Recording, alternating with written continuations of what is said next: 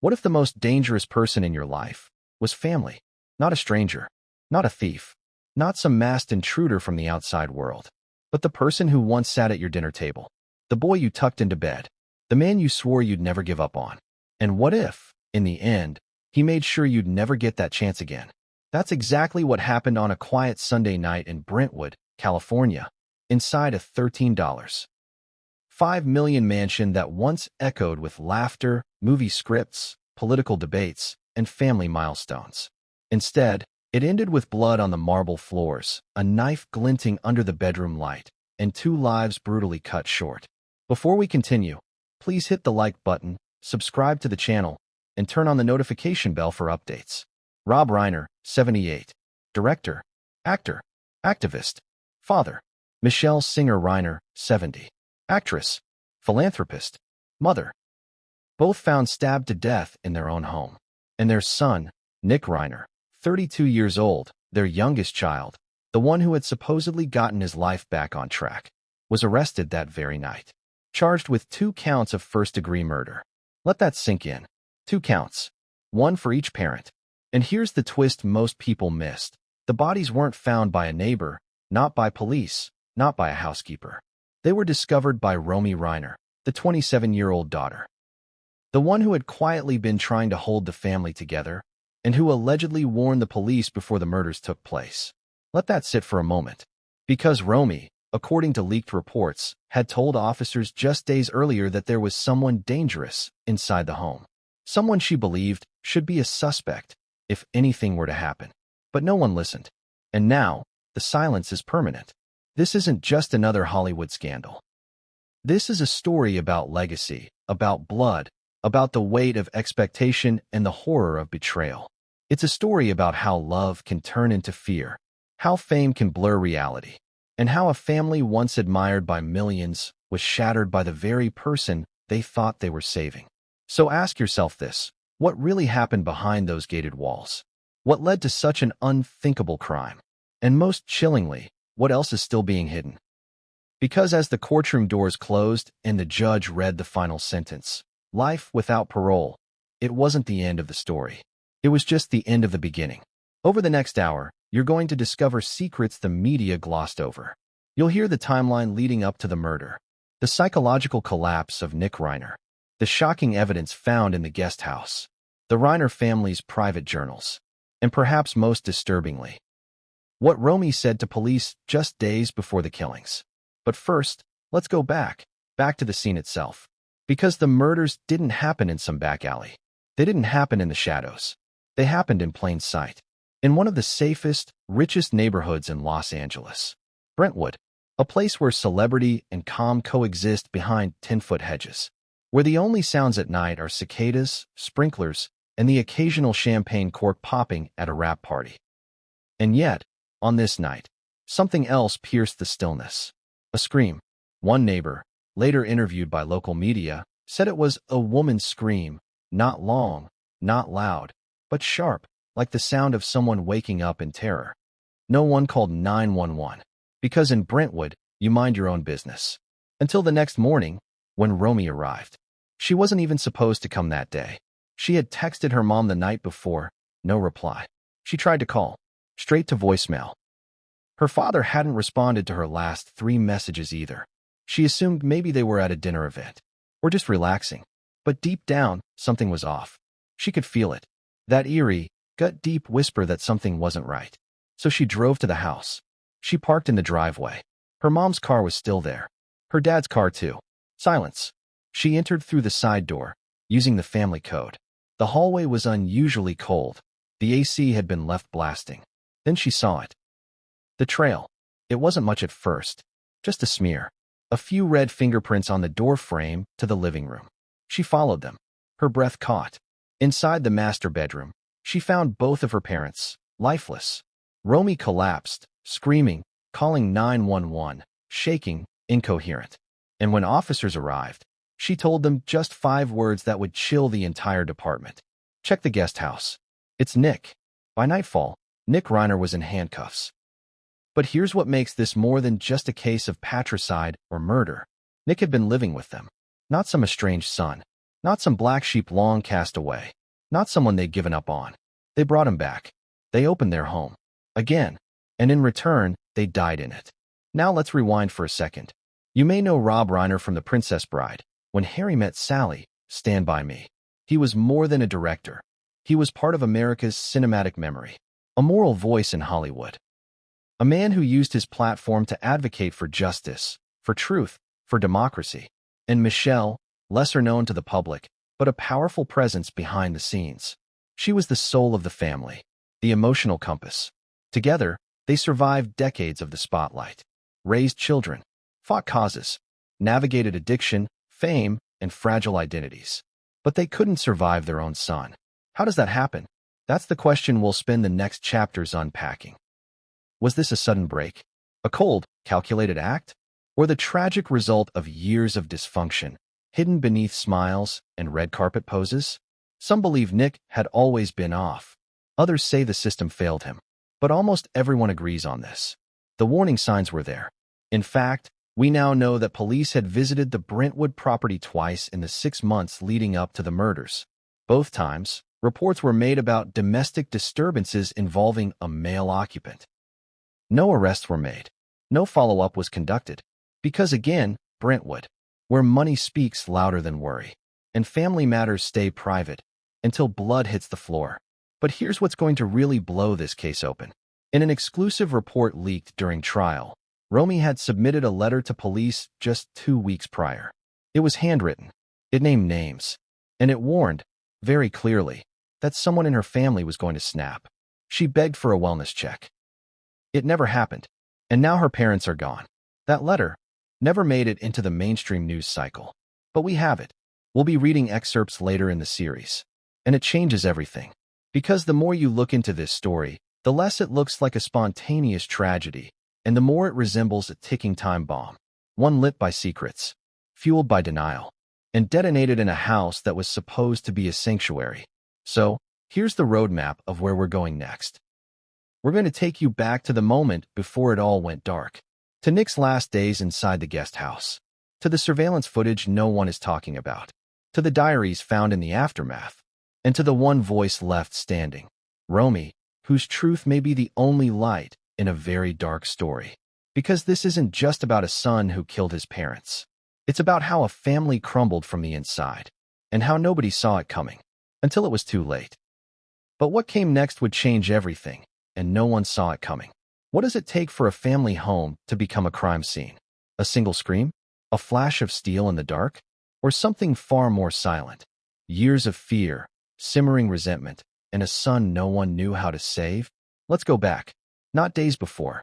Not hours. Let's go back to the exact moment Brentwood, the crown jewel of LA's elite, stopped being a sanctuary and became the setting of one of Hollywood's darkest nightmares. Sunday night. The air was unusually warm for mid-December. A coastal breeze tugged at the eucalyptus trees lining the gated estates along Rockingham Avenue. Most homes were lit softly, quiet dinners, film scripts on coffee tables, maybe a glass of wine by the fireplace. But inside the Reiner estate, the sprawling 8-bedroom Spanish-style mansion perched on a half-acre of manicured perfection, the lights told a different story. Bright in the hallway, dim in the master bedroom, and completely dark in the guest house. By 9:17 p.m., Michelle Reiner was already in her silk robe, winding down from the day. Rob was brushing his teeth, reportedly preparing to watch an episode of Curb Your Enthusiasm, a long-standing favorite, and a show filled with the kind of sharp wit he once wielded himself in his heyday. It was supposed to be a normal night. But just after 9:30 p.m., the house alarm chimed briefly. Not a full trigger, just a soft ding. The kind that happens when someone opens a side door from the yard. Nothing to worry about, right? Except both Rob and Michelle were accounted for. They hadn't moved. And their daughter Romy, who often visited unannounced, wasn't due back until the following evening. So who opened the door? The answer lay just 50 feet away, in the guest house, where Nick Reiner, 32 years old, had been living for the past 7 months. That night, Nick wasn't seen by anyone. Not in the driveway. Not on security cameras facing the street. And certainly not in the main house. Until he was. At 9:38 p.m., motion sensors recorded brief activity near the back porch. A shadow crossed through the security lights. But here's the eerie part. No one entered through the back door. Instead, whoever it was walked calmly along the side of the property and used the family code on the side entrance. No forced entry. No broken windows. This was someone with access. Someone trusted. Someone who knew where the cameras were and how to avoid them. Inside the home, Rob reportedly had his reading glasses on. Michelle had a book in her lap. They were both in the bedroom, lights low, phones charging. There were no signs of a struggle in the hallway. No defensive markings on the walls. Just silence. And then, violence. It's believed that the attack began at 9:42 p.m. Rob was stabbed first, possibly caught off guard while walking toward the closet. He was found lying on his side, one arm extended, face frozen mid-shout. Michelle fought back. She had defensive wounds on both hands, deep bruising on her forearms. But the autopsy revealed at least 3 fatal punctures, one directly to the chest, another to the neck, and a final wound to the abdomen. It wasn't just murder. It was overkill, rage, hatred, or something darker. But here's where it gets even more chilling. Investigators discovered something strange next to the bed. A small, wireless speaker, still playing softly. The song? Imagine by John Lennon. A song about peace, unity, and a world without violence. What kind of killer listens to that while taking lives? Now, let's shift to the next part of the scene, the aftermath. At 10:03 p.m., Nick Reiner's phone pinged off a cell tower just half a mile away. Then it went dark. Powered off. Completely untraceable. Some believe he left the estate. Others claim he went back to the guest house and simply waited. Silently. Police didn't arrive until 11:28 a.m. the following morning. Romy. She'd come by to drop off something for her mother. A small package. Just a normal visit. When no one answered the front door, she walked around to the side entrance. She used the same code. And what she saw inside broke her forever. Her scream, heard by 2 neighbors and confirmed on their doorbell cams, lasted exactly 8 seconds. Long, piercing, primal. She ran to the driveway, called 911. And when officers arrived, she didn't hesitate. She didn't stutter, didn't doubt. Her voice was clear. You need to check the guest house. My brother did this. Let that sentence echo for a moment. Because it wasn't a guess. It wasn't a maybe. It was a statement. And it meant one thing. Romy suspected him before the crime. Which raises the question, why didn't anyone else? Here's what police found when they entered the guest house. A clean kitchen. Lights dimmed. A movie paused on the screen, American Beauty. A butcher knife missing from the guest house drawer. And a handwritten note on the kitchen counter. The note read, "It had to happen. They were already dead. You'll understand soon." No signature. No date. But the handwriting matched Nick's. Perfectly. Still, Nick was nowhere to be seen. He wasn't in the guest house. He wasn't in the backyard. He wasn't on security footage leaving the property, which led to one critical fear. Was he still inside the main house? SWAT was called. The property was locked down. At 2:02 p.m., after 2 hours of tactical searching, he was found, hiding in the crawl space above the garage, wearing the same clothes from the night before. No shoes, dirt on his hands, and something else, blood under his fingernails. He was calm, unmoved. According to one officer, he didn't ask why he was being arrested. He didn't say anything at all. He just stared at us. Like we were interrupting something. Nick was taken into custody. But here's where things took a turn, and not the kind you'd expect. While Nick was in the back of the squad car, one of the officers noticed something tucked into his waistband. It wasn't a weapon. It was a small, crumpled photograph. A family photo. Rob, Michelle, Romy, Nick. Taken sometime around 1998. Disneyland. Nick had drawn an X over his father's face, and a spiral, strange and childlike, over his mother's. And on the back of the photo, for words, scrawled in black marker. Remember who you are. What does that mean? Was it a manifesto? A warning? A clue? Or just the final words of a man spiraling into madness? Even more disturbingly, Nick refused to speak for 48 hours. Not to police. Not to a lawyer. Not to anyone. But when he finally did open his mouth, his first words weren't what anyone expected. They weren't apologies. They weren't explanations. They weren't even defensive. He said, "They should have let me go a long time ago." Let that sink in. Because from that moment on, it became clear. This wasn't just a crime of passion. It was a premeditated act, a plan. And as we'll see in the coming chapters, Nick had been building toward this moment for months, maybe even years. The signs were there. In his behavior, in his words, in his art, in his isolation. In the way the Reiners tiptoed around him like a ticking bomb they didn't dare defuse. And in the warnings Romy gave. Warnings that went ignored. But what no one realized was that Nick had been documenting everything. Yes, everything. Because what police would find next, buried deep in the guest house computer, locked behind encrypted files, would unearth a story even darker than the murders themselves. And what came next, no one, not even Romy, could have imagined. What do you do when the person you fear most lives just across the garden? When every creak of the floorboards, every flicker of light, every whisper of movement could be him. Watching, listening, waiting? Because that's exactly how it was in the Reiner estate during the final days. Nick Reiner wasn't just living with his parents. He was haunting them. Not like a ghost in chains or some shadowy figure in the attic. No, Nick haunted them with presence and silence. He was always there, but never really present. Always polite, but unervingly cold. He wouldn't shout. He wouldn't rage. He would observe. And what Rob and Michelle didn't realize, at least not soon enough, was that the man living in their guest house had stopped being their son a long time ago. Let's rewind just 2 weeks before the murders. Neighbors later told investigators they'd noticed Nick walking laps around the property. Alone. No phone. No headphones. Just pacing. Over and over again. One described it as something you'd see in a psychiatric ward. Another said, it wasn't exercise. It was like he was rehearsing something. Inside the main house, Rob and Michelle tiptoed around it. They didn't confront. They didn't ask questions. According to a former housekeeper who came forward anonymously, Michelle confided that she felt like Nick had walled himself off. She used the exact phrase, "He's not the boy I raised." But she never called the police. Never kicked him out. Never forced help. Because Nick had one superpower. He could make you feel guilty for even thinking something was wrong with him. Let's talk about that. This was a man who had been in rehab multiple times before age 25. He'd written a book about his recovery. He'd been to private therapy, group sessions, spiritual retreats. He'd sat on panels, spoken at fundraisers, talked about healing, growth, and redemption. But what no one knew is that while he was preaching healing on stage, he was unraveling behind closed doors. Let's dive into the timeline.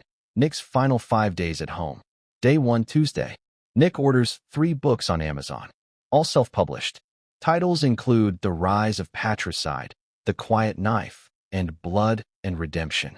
He also orders a second chef's knife set, despite having one in the guest house. Why? The delivery arrives 2 days later, still sealed in plastic when investigators found it. Day 2, Wednesday.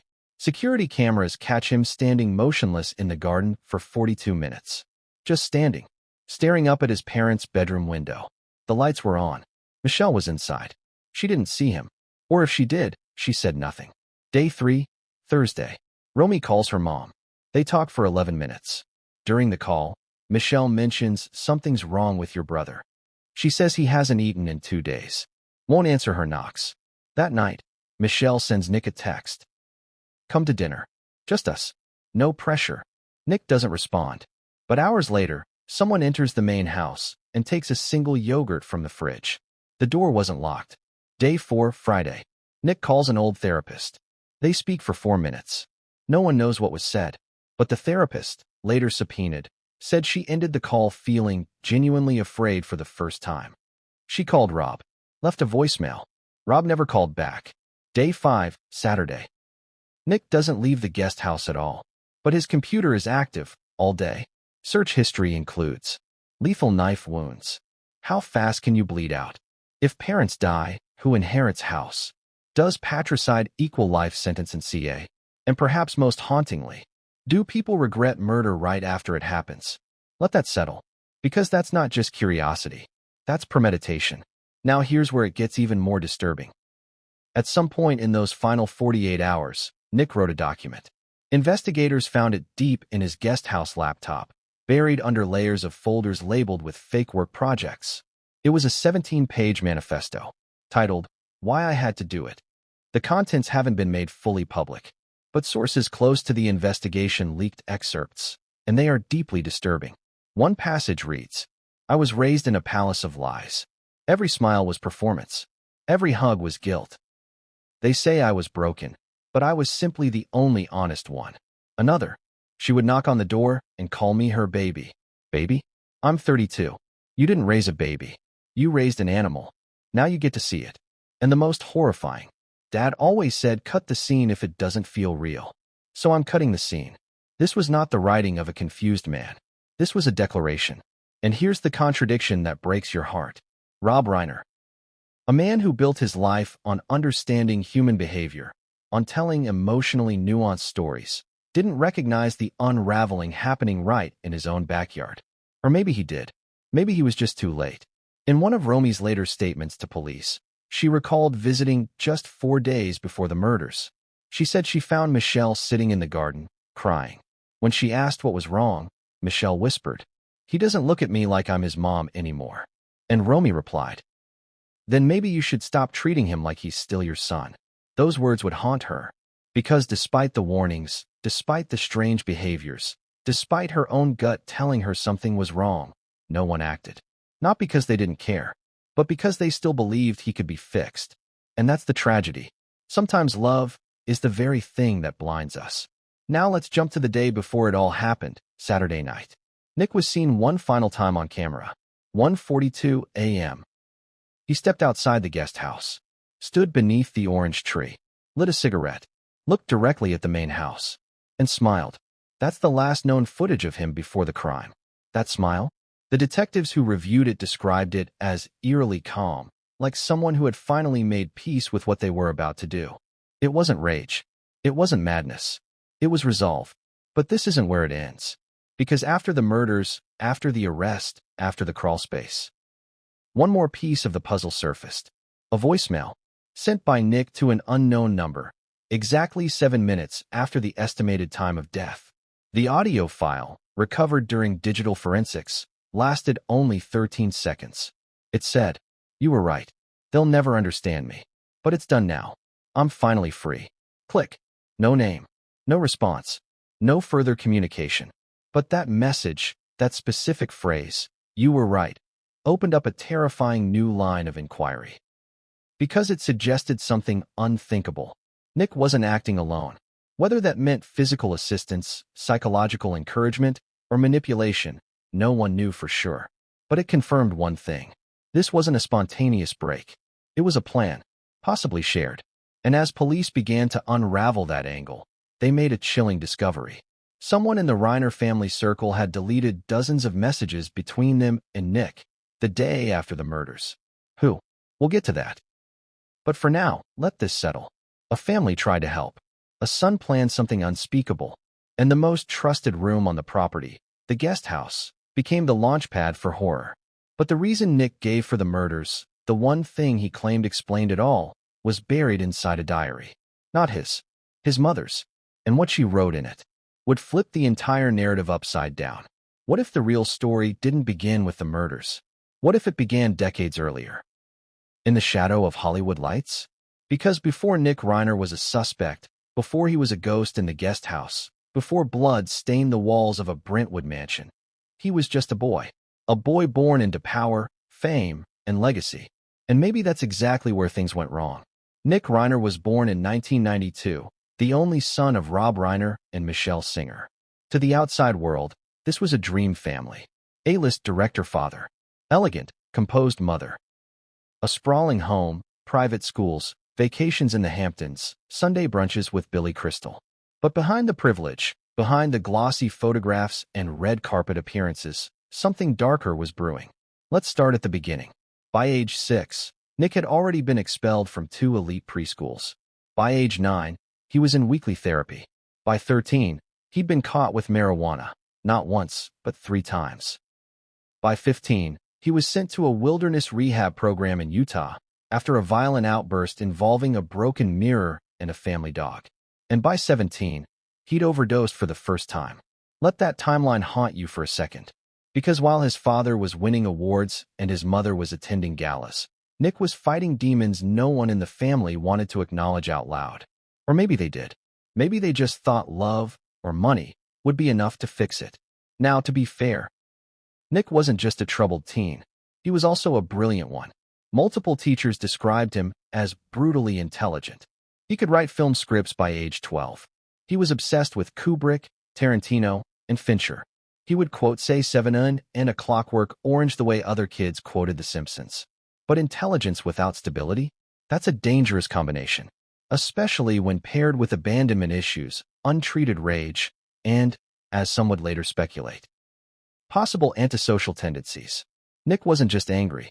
He was emotionally removed.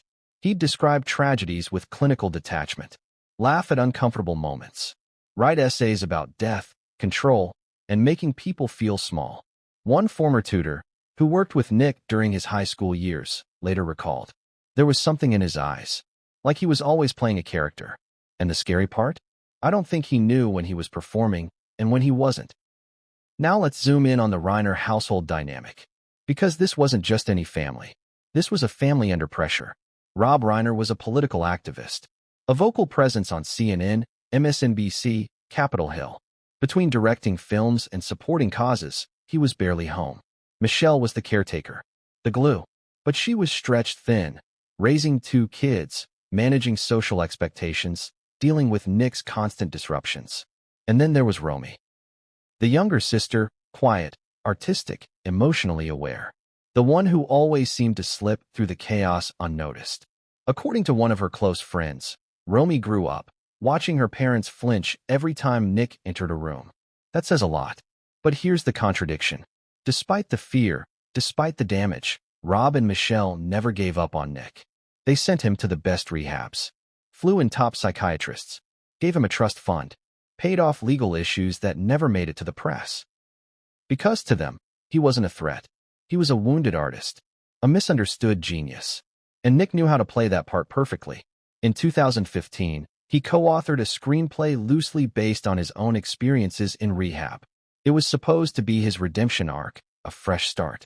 He gave interviews, spoke about healing, even thanked his parents publicly for never giving up on him. And for a moment, a brief, shining moment, people believed he'd turned a corner. But it didn't last. Behind the scenes, Nick was spiraling again. His relationships failed. He burned through cash. He alienated friends.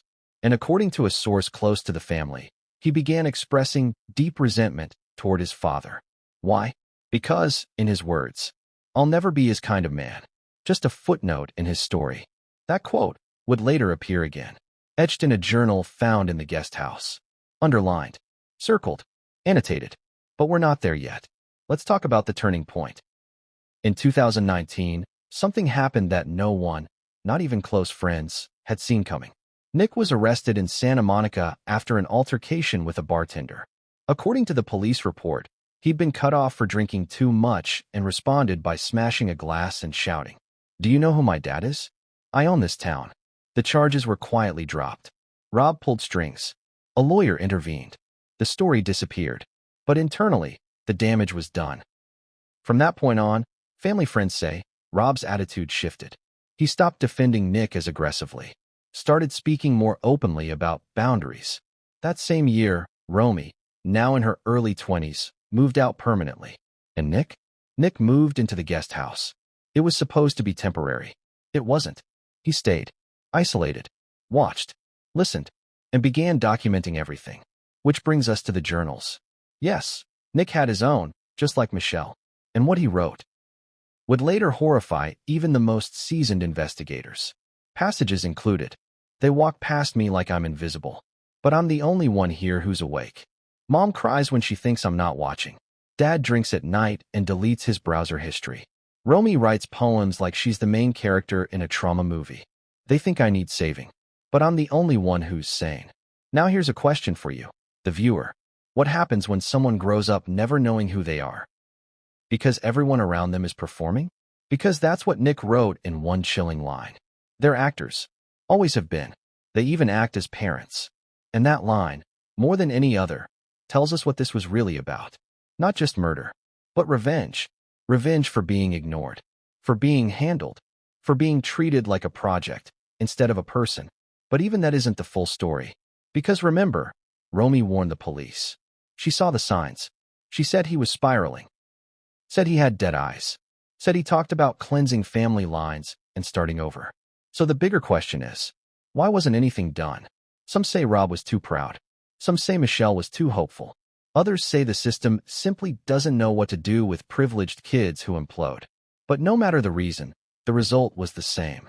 A man with a long history of psychological instability was allowed to live alone, unsupervised, with access to sharp knives and every corner of his parents' home. And the final warning sign? A phone call. 2 nights before the murders. Nick called an old friend from boarding school, someone he hadn't spoken to in years. He said 3 words. Goodbye?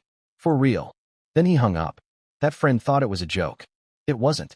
Because 2 nights later, Nick would do something that couldn't be undone. But why he chose that night?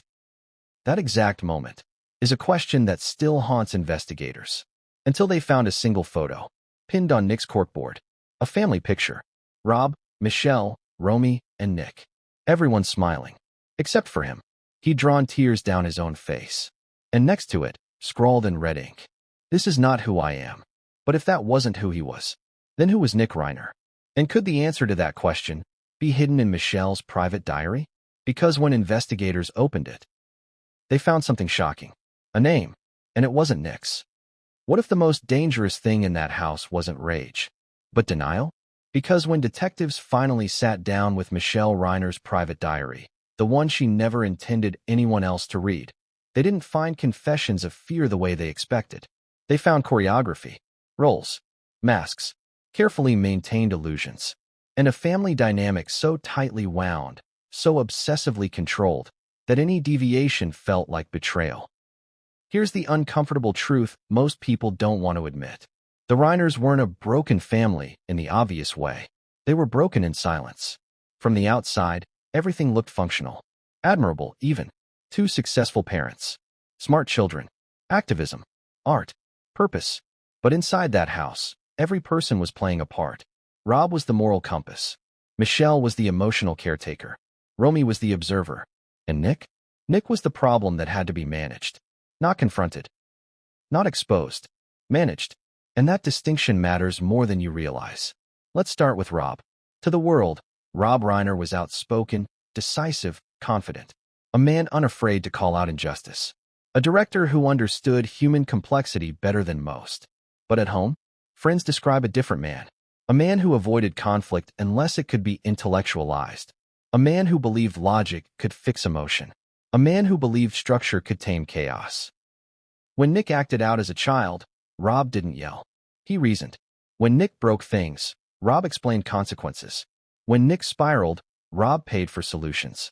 Therapists, programs, retreats, coaches, anything except direct confrontation. Why? Because confronting Nick meant confronting failure.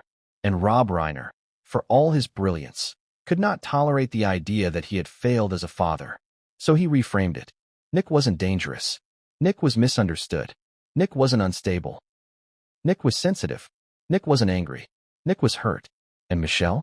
Michelle took that narrative and turned it into survival. Her diary entries paint a picture of a woman who loved deeply and feared constantly. Page after page described a tightrope walk. I must be calm. I must not provoke him. I must keep the peace. One entry, dated 8 months before the murders, reads, I can't let Rob see how scared I am. If he panics, everything falls apart. Think about that. She was afraid, but believed fear itself was the threat. So she absorbed it, internalized it, smiled through it. Because in the Reiner household, chaos wasn't allowed. Appearances mattered. Control mattered. And Nick, unpredictable, volatile, uncontainable, was the one thing they couldn't control. Which brings us to Romy. Romy grew up watching this dance. She saw the way conversations changed when Nick entered a room. She noticed how voices softened, how topics shifted, how boundaries blurred. She once told a friend, it's like the whole house holds its breath around him. And she hated it, because Romy was the only one who saw the dynamic for what it was. Not compassion, but fear disguised as love. She saw her parents bending themselves into shapes just to avoid triggering Nick. She saw rules applied differently. She saw silence rewarded. And over time, she realized something terrifying. Nick wasn't just reacting to the family dynamic. He was controlling it. Subtly, quietly. He knew when to withdraw. He knew when to reappear. He knew when to play wounded. He knew when to play brilliant. And most importantly, he knew how to make his parents feel responsible for his pain. One diary entry from Michelle stands out above all others. It reads, "Nick said tonight that if he kills himself, it will be our fault. I don't know if he meant it, but I couldn't sleep." Read that again. If he kills himself, not if he hurts someone else. That possibility, that Nick might harm others, never made it into her conscious writing, because acknowledging it would have shattered the illusion. And illusions were everything in that house. Now let's talk about the name. The name investigators found in Michelle's diary. The one that wasn't Nick's. It appeared multiple times. Circled, underlined, written in the margins. The name was Rob's. Not an accusation. In confession, Michelle wrote about Rob's distance. His emotional absence. His refusal to see Nick's darkness for what it was. One entry reads, "Rob says Nick will be okay. I don't believe him anymore. But if I say that out loud, everything breaks." Another, "If I push Rob to act, he'll think I'm overreacting. If I don't, I'm complicit." And then, the most haunting line of all, "I think Nick knows we're afraid of him. And I think he likes it." That sentence alone changed how investigators viewed the entire case. Because it suggested something deeply unsettling. Nick wasn't just unstable. He was aware. Aware of the fear. Aware of the power. Aware of the leverage. And he used it. Not violently. Not overtly. But emotionally. Silence became his weapon. Withdrawal became his punishment. And unpredictability became his control. Which raises a brutal question. If a family spends years teaching someone that their emotions dictate everyone else's behavior, what happens when that person decides to push it further? Now let's zoom in on the final months. The tension had escalated. Nick had stopped attending therapy, stopped eating with the family, stopped acknowledging Rob altogether. Michelle became the intermediary, the buffer, the shield. She'd knock on the guest house door, leave food, leave notes, ask softly if he was okay. And Nick would respond, sometimes, just enough to keep hope alive. One night, according to Romy, Michelle came into her room shaking. She said, "He stared at me tonight. Not like my son, like a stranger." Romy begged her mother to call for help. Michelle refused, because calling for help meant admitting the truth. And admitting the truth meant dismantling the family narrative they'd spent decades protecting. So nothing changed, until everything did. Because here's the most devastating part of all. In her final diary entry, written the morning of the murders, Michelle wrote, "I think we waited too long." That was it. No elaboration. No solutions. No next steps. Just an acknowledgement. Too late. And that brings us back to the name. The name that wasn't Nick's. The reason investigators fixated on Rob's role wasn't because they believed he was responsible for the crime. It was because they believed the family dynamic, the denial, the fear, the enabling, created the conditions for it. Nick didn't grow up feeling seen. He grew up feeling managed. And when someone feels managed long enough, they eventually rebel. But Nick didn't rebel in the way people expected. He didn't run away. He didn't overdose again. He didn't self-destruct publicly. He internalized, calculated, and waited. Which leads us to the most chilling realization yet. The murders weren't an explosion. They were a conclusion. A final act in a family drama that had been rehearsed for years. But the story doesn't end inside the house. Because after the bodies were discovered, after Nick was arrested, after the diary was found, police uncovered something that changed the entire investigation. Something that suggested this family wasn't just dealing with internal collapse. They were dealing with outside influence. A voice, a presence, someone who may have been validating Nick's darkest thoughts. And that brings us to the next chapter. Because when detectives traced Nick's last phone calls, they found a connection no one was prepared for. And it raised a terrifying possibility. What if the fire didn't start inside the Reiner family? What if someone else handed Nick the match? But what came next would expose a secret network of influence, and no one saw it coming. What if the only person who saw it all coming was the one no one took seriously? What if the last sane voice in the room, the one whispering, warning, writing, was dismissed? And what if that voice belonged to the sister? Because Romy Reiner wasn't just the one who found the bodies. She was the first one to say what no one else would dare say out loud.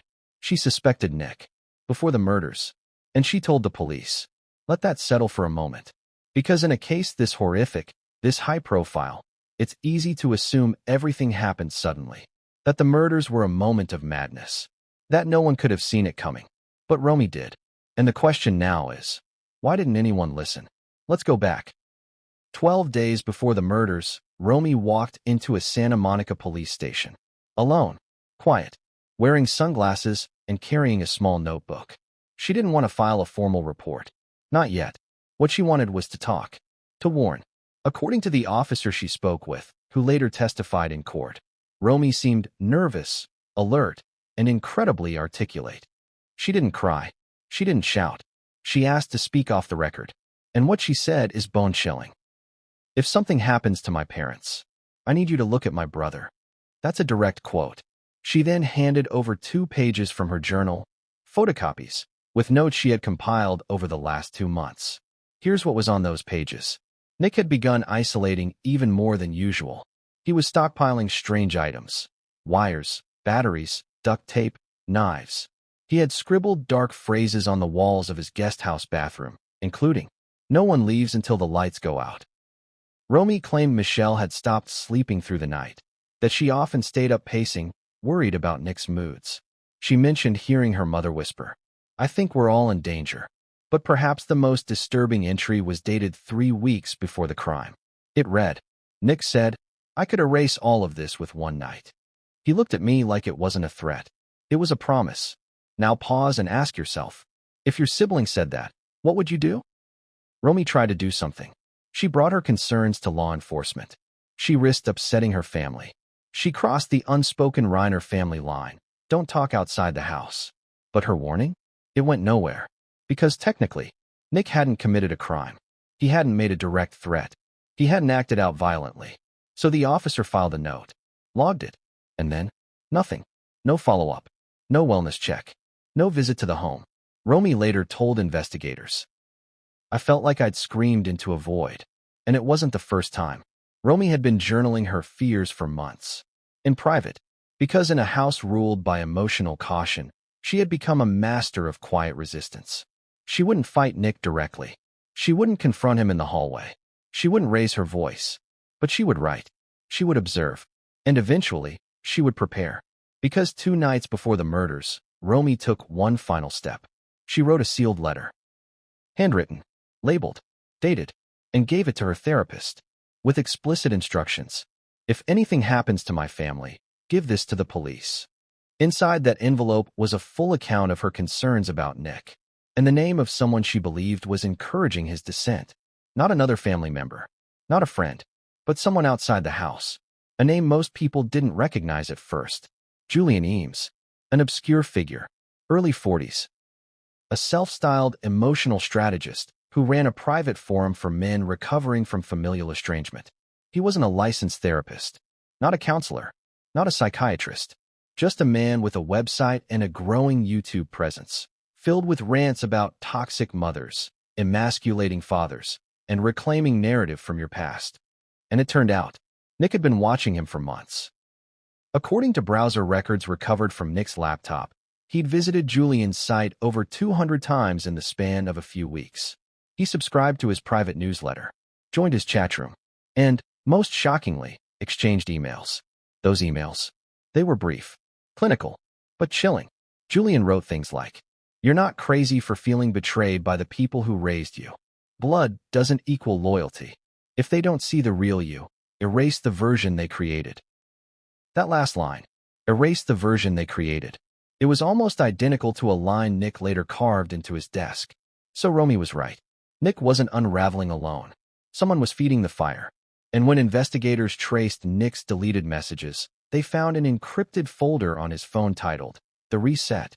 Inside were voice notes, rambling monologues, plans, lists, and one final chilling line. Julian says clarity comes after action. Now let's bring this back to Romy. Because here's the kicker. When she told police about Julian Eames, they didn't know who he was. They didn't follow up.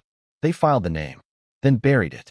It wasn't until after the murders, when her sealed letter was handed to detectives, that they connected the dots. And Romy? She collapsed when she heard. Because she had tried. She had seen it. She had written it. She had named it. And still her parents died. So what now? Romy has since deleted all her social media. She's declined interviews. She hasn't appeared publicly since the funeral. But insiders say she's working privately to launch a foundation in her parents' name, one dedicated to familial mental health and early intervention.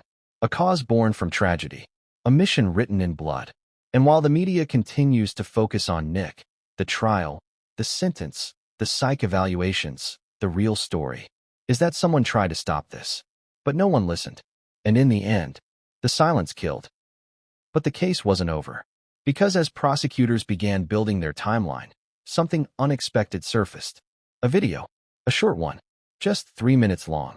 But what it showed, and who recorded it, would blow the entire narrative wide open.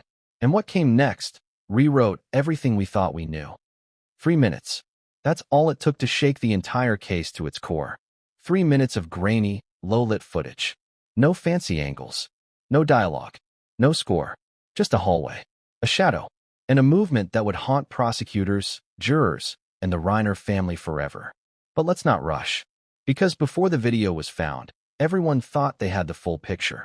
Nick Reiner, emotionally unstable, steeped in resentment, left unchecked in the guest house.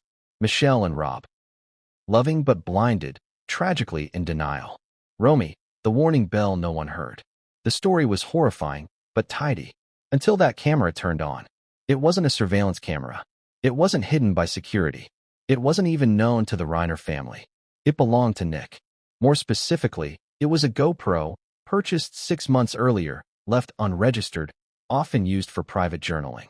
Or so they thought.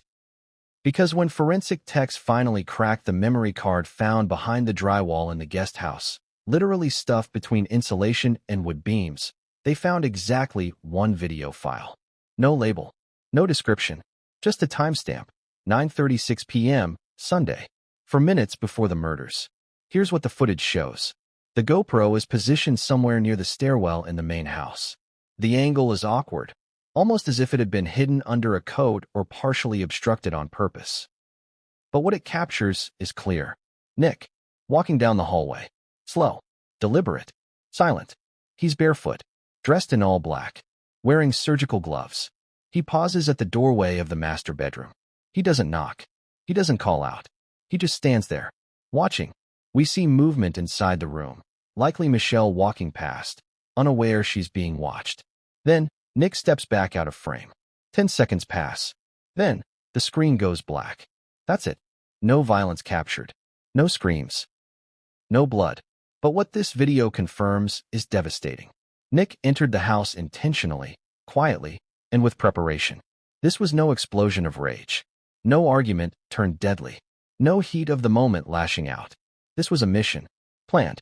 Stalked. Executed. And here's the part that turned stomachs in the courtroom. Nick had recorded himself. Just minutes before killing his parents, he'd decided, for reasons unknown, to capture the approach. It wasn't enough to do it. He wanted to remember doing it. Let that settle for a second. Because that changes everything. Suddenly, the manifesto makes more sense. Suddenly, the voice notes and emails feel colder. Suddenly, the reset folder becomes more than a metaphor. And yet, as disturbing as the footage was, it's what investigators found in the guest house that took the horror to a new level. Let's talk about the blood. The knife used in the murders was never found. But traces of blood were discovered in the guest house sink. DNA matched to both Rob and Michelle. That meant Nick returned after the killings. Walked across the yard, entered his private space, washed, changed, and stayed silent while his sister found the bodies the next morning. And then he hid, not in a panic, not on the run, but with a calmness that prosecutors would later describe as almost meditative. He curled up in the crawl space, laid on insulation, closed his eyes, and waited. Why? To listen? To witness the aftermath? To hear Romy scream? Or was it something even more disturbing? A final test of control? Because remember, Nick wasn't just obsessed with his own suffering. He was obsessed with the power his suffering gave him. From a very young age, family friends recall, Nick used emotion as currency. He'd withhold love, withhold eye contact, withhold apologies, and in return, he'd be catered to, accommodated, indulged. The camera footage proved what many had suspected for years but had never dared say aloud. Nick wasn't out of control. He was in control. But the GoPro wasn't the only recording found, because hidden in a drawer, beneath old journals and dusty scripts, was a digital recorder. Still running, still recording. It had captured everything in the guest house from 8 p.m. that night until 10 a.m. the next morning. Hours of silence, creaks, shifting floorboards. And one thing more, a voice. At 9:48 p.m., 11 minutes after the murders are believed to have occurred, Nick can be heard talking. Quiet, low, almost inaudible, but clear enough. He says, "It's done. The performance is over. They're free now." Then silence. For 10 more hours. Think about the implications. He believed what he did was freedom? Liberation? A finale? The words "performance is over" chilled the courtroom. Because that's what his father used to say on set, when the cameras stopped rolling. When a scene wrapped. Nick had quoted it, not by accident, but by intention. He viewed the murders as the final scene, a closing act in the family drama he'd grown up in. But here's where the contradictions twist the knife even deeper. Despite the planning, the gloves, the silence, Nick left behind traces, not just physical, but digital. On his laptop, investigators found a folder titled Clarity. Inside, a slideshow of childhood photos, family vacations, birthdays, school plays. And beneath each one, single-word captions. Fake. Alone. Shame. Ignored. Expected. Every image reframed. Every memory poisoned. This wasn't a killer who snapped. This was a man who rewrote his own childhood to justify murder. And yet, the GoPro proved something else, too. Nick was afraid. Not trembling afraid. Not panicked. But nervous. You could see it in his breath. Shallow, controlled. In his movements. Precise, but tight. Because even in that moment, with a knife likely hidden under his shirt, he still hesitated. He still watched. He still waited. He was looking for something. Validation? A signal? Permission? Or perhaps doubt. And that's the part that hits hardest.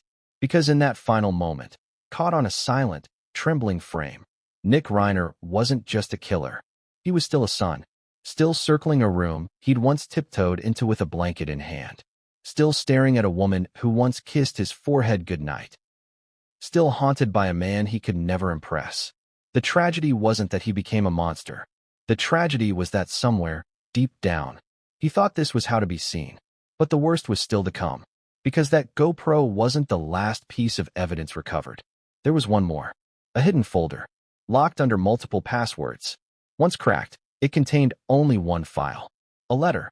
Written the day before the murders. Addressed to someone unexpected. Not his therapist. Not Julian Eames.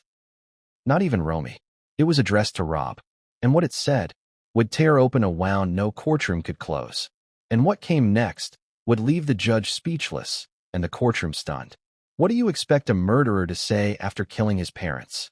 Do you expect guilt? Tears? Excuses? Or silence? Because when Nick Reiner finally opened his mouth inside the Los Angeles County holding facility, he didn't scream. He didn't cry. He whispered. And what he whispered would send a chill through every corner of that courtroom. But before we get to the confession, let's talk about the letter. The one he wrote the night before the murders. The one found on his hard drive. The one addressed to Rob Reiner. It was titled simply, "To the Director." Not Dad. Not Father. Not even Rob. Just the Director. And that title told you everything. Here's what the letter said. You always said story is king. You said every scene has to earn its place. That if it doesn't move the story forward, cut it. Well, here's your final scene. You've directed the world's image of you for decades. But this is your real legacy. You edited me out of your interviews, your essays, your awards speeches. You made Romy the heart, Mom the soul, and me? I was the deleted footage. So I'm ending the scene. You can't recut this. You can't rewrite it. You can't reshoot it. Action. Cut. Those final two words.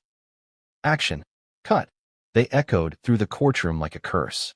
A boy who once sat quietly behind his father on film sets, who watched magic unfold through monitors and cranes, now used his father's own cinematic language to justify the slaughter of his family. It wasn't just a murder. It was an indictment, a cinematic metaphor for pain.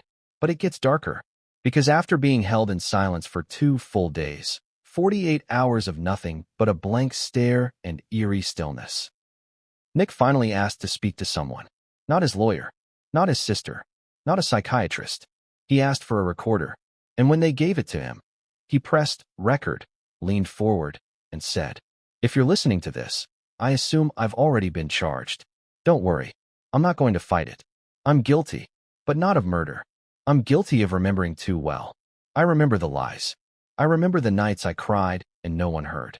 I remember Mom giving me pills instead of hugs. I remember Dad lecturing me on compassion while calling me an embarrassment behind closed doors. I didn't kill my parents. I killed the ghosts they left in me." He pauses, then continues. "This wasn't revenge. This was the only way I could make them stop acting. The house was a movie set. The dinners, the smiles, the press releases, all scripted. I just refused to keep playing the part." He then ends the recording with one final sentence. "Freedom always requires blood." And stops. No emotion, no apology, just cold, detached reflection. This recording, later played in court, left even veteran journalists stunned. It was philosophical, poetic, and deeply disturbing, because Nick didn't sound delusional. He sounded rehearsed, like he'd said these things to himself 1,000 times, like the murders were a performance he'd practiced for years. And yet, what unnerved people more than the words was the way he delivered them. No tremble in his voice, no anger, no pride, just clarity, as if killing the 2 people who gave him life had finally made sense. But here's where things twist again. During the preliminary psychiatric evaluation, mandated by the state, Nick underwent a battery of tests. Cognitive, emotional, empathic, behavioral, and what came back shocked everyone. He passed. All of them. He wasn't deemed insane, wasn't deemed psychotic, wasn't even classified as emotionally unfit. One psychologist, when asked if Nick displayed remorse, replied, "No, he displayed comprehension, which is worse. He understood what he did. He planned it, executed it, accepted the consequences, with full awareness." In other words, Nick Reiner was legally sane, and that meant the death penalty was on the table. But something stopped the DA from pursuing it. Something small, something strange. Something that prosecutors found in Nick's jail cell just 2 weeks into his incarceration. A piece of paper, taped to the underside of his cot. Written in tiny block letters. A quote from Rob Reiner, from a 1991 interview about A Few Good Men. The quote read, "You can't handle the truth" isn't just a line. It's a challenge. Because truth is painful, and not everyone survives it. Why did Nick keep that quote? Why did he hide it? Was it his way of saying he had finally told the truth? Or was it a mockery? A final shot at the man who made that line iconic? No one knows. But the symbolism was impossible to ignore. This wasn't just a crime. It was a narrative, a script. And Nick wasn't just the villain. He saw himself as the editor, trimming what didn't belong, cutting what didn't fit, ending the movie on his terms.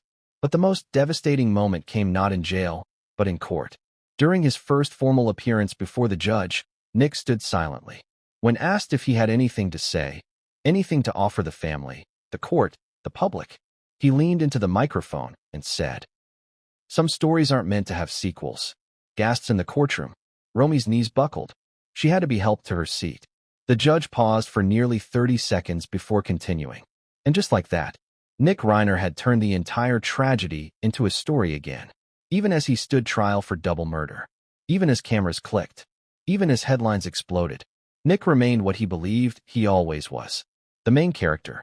But he wasn't done. Because during his second hearing, his lawyers submitted a request for Nick to read from his manifesto on the record. The judge denied it. But what came next was worse. Nick smiled, leaned back in his chair, and said, loud enough for the court reporter to hear, "Then I'll just wait for the film rights." That sentence, that smug, haunting, unapologetic sentence, became the headline across every major outlet within hours. Nick Reiner waits for film rights. And in that moment, public perception snapped. The public had gone from horrified to enraged. Because it wasn't just that he killed his parents. It was that he wanted the world to watch. And as the trial moved forward, the prosecution's case would hinge not on motive, but on the one thing no one could deny. Nick Reiner knew exactly what he was doing. But if that was the confession, what came next was the recording that broke the courtroom silence. A secret audio file no one expected. One that would answer questions and raise darker ones, because it revealed a second voice in Nick's madness. And the moment it played, you could hear the courtroom stop breathing.